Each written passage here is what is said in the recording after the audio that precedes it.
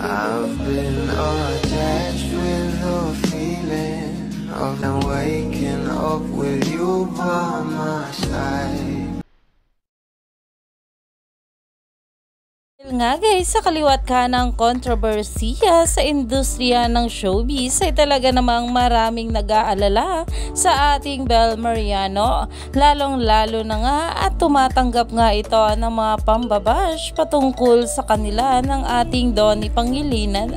At syempre talaga namang todo suporta pa rin ang maraming bula dito. Kaya naman ayon nga guys sa mga bula, Bel got bashed at the age of 17 just because she portrayed Max Payne. Bel got bashed by different fandoms when she was paired with Donnie. Bel got hated when she received the new gen phenomenal title. Bel got bashed for her stoic character.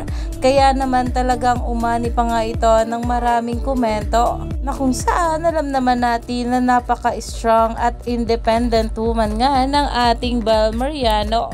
Kaya naman talagang umani pa nga ito ng maraming komento mula sa mga bula na ayon pa nga guys dito, Bel the girl who stayed graceful through hate. I know na malakas kang babae, but always remember I'm always here silently supporting and loving you.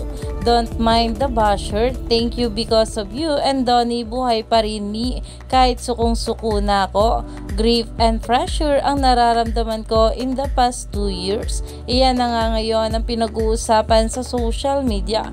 Kaya naman stay tuned lang tayo for more update nila Donnie at Bel sa mga susunod pa na ayuda.